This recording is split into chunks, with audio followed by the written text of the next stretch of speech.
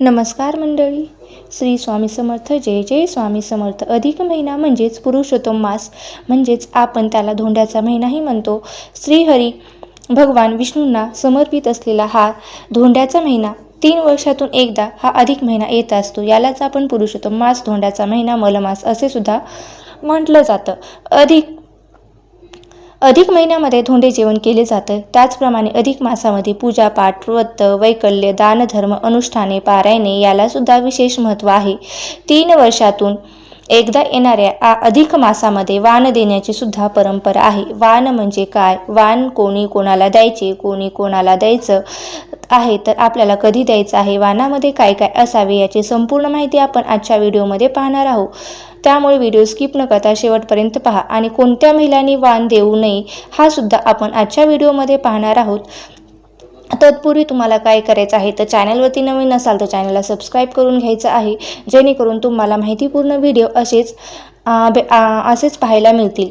चला तर मग सर्वात आधी आपण जाणून घेऊया की अधिक महिन्यामध्ये जावयाला खूप मान असतो. लेक जावयाचा हा महिना म्हटला जातो. अधिक महिना हा जावयाचा महिना म्हणून ओळखला जातो. त्यामुळे जावयाला या अधिक महिन्यामध्ये वाण देण्याची परंपरा आहे. आपल्या मुलीला किंवा जावयाला अधिक मासामध्ये धोंडे जेवणासाठी बोलवले जाते. त्याचा मानपान केला जातो, त्यांना वाण दिले जाते. ज्याप्रमाणे जावयाला वाण दिले जाते अगदी त्याच प्रमाणामध्ये अधिक मासामध्ये देवाला सुद्धा, सुवासनीला, नंदीला, गाईला, नदीला व सुद्धा वाण दिले जाते.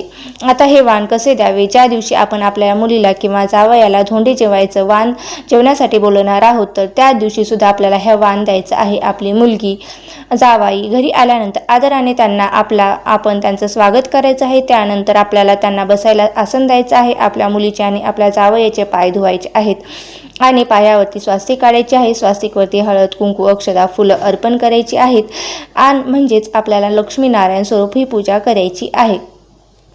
यानंतर आपल्याला धोंडे जेवणाचं जे काही आपण जेवायला बनवलेलं आहे ते त्यांना असेल ते जेवायला घालायचं आहे. त्यानंतर आपल्या मुलीला हळद कुंकू लावायचं आहे, तिची पूजा करायची आहे, तिची ओटी भरायची आहे. आईची आहे तर ती मुलीला जोडवी करत असते. चांदीची जोडवी जी आहे तर ती आपण आपल्या मुलीला अधिक महिन्यामध्ये आई जी आहे ना ती करत असते. ती आपल्या बोटामध्ये, तिच्या बोटामध्ये ती घातली जातात. त्याचप्रमाणे मुलीला साडीसुद्धा दिली जाते. आपला जो जावाई आहे तर त्यांना सुद्धा जो आहेर आहे तो केला जातो. जावयाला वाण दिले जाते. आता वाण देताना एका ताटामध्ये 33 अनारसे ठेवायचे आहेत, किंवा जर आपल्याला अनारसे करणं शक्य नसेल तर तुम्ही 33 बताशे सुद्धा दिलं तरीही चालतं.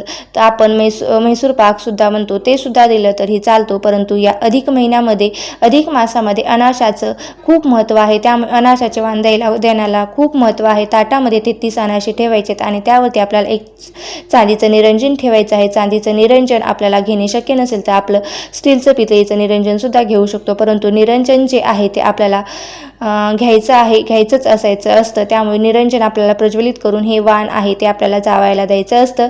काही भागामध्ये हे वाण झाकून देण्याची सुद्धा पद्धत आहे, तर काहीमध्ये हे एका ताटामध्ये भरून 33 अनारसे ठेवत असतो. ताट जे आहे ते नवीन असावं, जुनं ताट द्यायचं नसतं.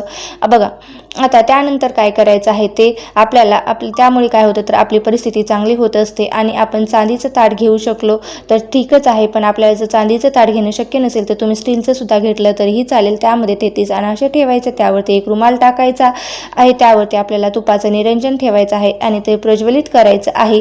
आणि त्यावरती तुम्हाला काय करायचं आहे तर त्यावरती तुम्हाला हळद कुंकू अक्षता फुलं आपल्याला व्हायची आहेत आणि ते वाण सुद्धा आपण झाकून दिले जातं. आता आपली जशी पद्धत आहे त्या पद्धतीने तुम्ही अशा प्रकारे आपल्या जावयाला वाण देऊ शकता. जर आपल्याला न झाकता वाण द्यायचं असेल तर तेही तुम्ही देऊ शकतात. अनारशावरती आपल्याला निरंजन ठेवायचं आहे. ह्या निरंजनाने जावयाचं औक्षण करून ताट जे आहे ते जावयाच्या हातामध्ये द्यायचं आहे. आता हे वाण देत असताना यासोबत दक्षिणा जी आहे ती सुद्धा दिली जाते. कोणी 1 रुपये, कोणी 51 रुपये, जसं ज्याच्या पद्धतीने जमेल तशी, ज्याची कुवत असेल त्या पद्धतीने हे दान दिलं जातं. याप्रमाणे अधिक मासामध्ये देवाला सुद्धा वाण दिले जाते. अधिक मासामध्ये वाण देणे याला खूप अनन्यसाधारण महत्त्व आहे. अपूप म्हणजे दान दिलं जातं. देताना जाळीदार पदार्थाचा समावेश केला जातो, जसे की अनारसे, अनारसे दिले जातात। त्याचप्रमाणे बताशे, मैसूर पाक आणि जेव्हा आपण देवाला वाण देतो त्यावेळेला आपण 33 अनारसे घेऊ शकतो, 33 बताशे घेऊ शकतो किंवा 33 मैसूर पाक घेऊ शकतो। काही जमल ते तुम्ही देऊ शकता। 33 धोंडे जे आहे ते सुद्धा आपण देऊ शकतो। अधिक महिन्यामध्ये जे पुरणाचे धोंडे असतात, धोंडे बनवले जातात, तर ते 33 धोंडे सुद्धा आपण एका ताटामध्ये घ्यायचे आहेत। हे ताट आपल्याला देवासमोर ठेवायचं आहे। त्या ताटावरती एक रुमाल ठेवायचा आहे, त्याच्यावरती आपल्याला 5 निरंजन ठेवायचं आहे, त्याला आपल्याला प्रज्वलित करून हळद कुंकू अक्षदा फुलं व्हायची आहेत। अशा प्रकारे हे वाण जे आहे ते आपल्याला देवाला द्यायचं आहे, नदीला द्यायचं आहे। सुवासिनीला, सौभाग्यवती महिलांना मानपान केला जातो, सुवासिनीचं पूजन केलं जातं। त्यांना सुद्धा अशा प्रकारे हे 33 सुवासिनीला घरी बोलून हे अशा प्रकारे मानपान आपल्याला करायचं आहे, म्हणजेच काय तर वाण द्यायचं आहे। आता 33 जणींना बोलवणे शक्य नसेल तर 5, 7, 11 किंवा एक तरी सुवासिनीला घरी बोलवायचं आणि तिला आल्यानंतर आपल्याला आसनावरती बसवायचे, तिचे पाय धुवायचे, तिचे पायांची पूजा करायची, तिला हळद कुंकू लावायचं, फुलं व्हायचे। त्यानंतर आपल्याला तिची ओटी भरायची आहे एक, किंवा वाण म्हणून आपण तिला सौभाग्याची कोणतीही वस्तू देऊ शकतो, जसं की हळदी कुंकवाचा करंडा असेल तर हिरव्या बांगड्या असतील तर त्याही तुम्ही देऊ शकता, बिंदी असेल तर तीही तुम्ही देऊ शकता। जे काही सौभाग्याचे अलंकार आहेत त्यापैकी तुम्ही कोणतीही एक वस्तू तुम्ही त्या सौभाग्यवती स्त्रीला वाण म्हणून देऊ शकता। ओटी भरणे शक्य असेल तर तेही तुम्ही भरावी। साडी, चोणी, खण नारळाने सुद्धा तिची ओटी भरू शकतो। त्यानंतर गोडधोडाचं जेवायला घालायचं आहे, किंवा आपण गोडाचा एखादा पदार्थ जसं की खीर वगैरे केली असेल तर गोडाची मिठाई असेल तर तेही द्यायची। आपण सुवासिनीला गोडाधोडाचा जेवण करणार असून पुरणपोळीचा बेत असणार असेल तर त्यामध्ये सुद्धा तुम्ही पुरणपोळीचे धोंडे सुद्धा आवर्जून बनवायचे आहेत। हे झाल्यानंतर त्या सुवासिनीला आपल्या पाया पडायच्या आहेत, आपल्याला तिच्या पाया पडायच्या। त्यानंतर आशीर्वाद आपल्याला घ्यायचा आहे। अशा प्रकारे सुवासिनीला सुद्धा तुम्ही भेटवस्तू देऊ शकता, त्याला सुवासिनीला वाण देणे असेही म्हणतात।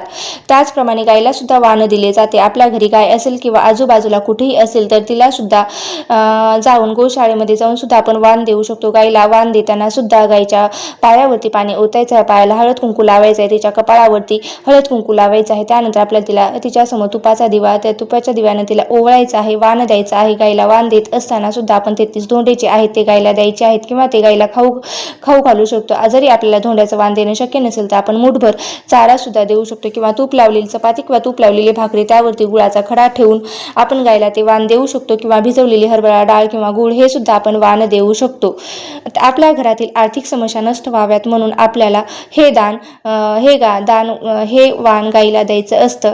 तसेच आपण नदीला सुद्धा वाण देतो, आणि या महिन्यामध्ये नदी स्नानाला सुद्धा खूप महत्त्व आहे। त्याचप्रमाणे नदीमध्ये दीपदान करायला सुद्धा विशेष महत्त्व आहे। 33 दिव्याचं दान आपण या अधिक मासामध्ये नक्की करू शकतो, नदीमध्ये करत असतो। त्याप्रमाणे नदीला वाण सुद्धा द्यायचं आहे। नदीला वाण देताना सुद्धा आपल्याला 33 तिची ओटी भरायची आहे। तसेच आपण 33 धोंड्याचं, 33 अनारशाचं, 33 बताशाचं तुम्ही दान करू शकता, वाण देऊ शकता, मैसूर पाकाचं वाण देऊ शकता। अधिक महिन्यामध्ये नदीला वाण देण्याला खूप महत्त्व आहे, ते देऊ शकतो। प्रत्येकाला नदीला वाण देणे शक्य होत नाही, किंवा नदीमध्ये स्नान करणे शक्य होत नाही, नदीमध्ये दीपदान करणे शक्य होत नाही। अशा वेळेला आपण एक छोट्या भांड्यामध्ये पाणी ठेवून त्यामध्ये 33 दिव्याचं दान हे आपण करू शकतो। जरी अधिक महिन्यामध्ये केले तरी सुद्धा आपल्याला पुण्याची प्राप्ती होत असते, परंतु काही महिलांनी मात्र चुकूनही अधिक मासामध्ये वाण देऊ नये। ज्यांना मासिक धर्म आहे तर अशा महिलांनी मात्र चुकूनही अधिक मासाचे वाण कोणालाही देऊ नये किंवा घेऊ नये। मासिक धर्माचे दिवस संपल्यानंतर आपण जे वाण देऊ शकतो तो, परंतु मासिक धर्म सुरू असताना चुकूनही वाण देऊ नये किंवा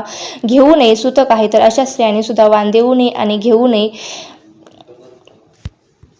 अशा प्रकारे अधिक मास महिन्यामध्ये देवाला, गाईला, नंदेला, नदीला, सुवासिनीला वाण कसे द्यायचे, कोणी द्यायचे, कसे द्यायचे, वाण देण्याची पारंपरिक पद्धत हे संपूर्ण आपण आजच्या व्हिडिओमध्ये पाहिलं आहे। तुम्हाला व्हिडिओ कसा वाटला नक्की मला कमेंट बॉक्समध्ये सांगा।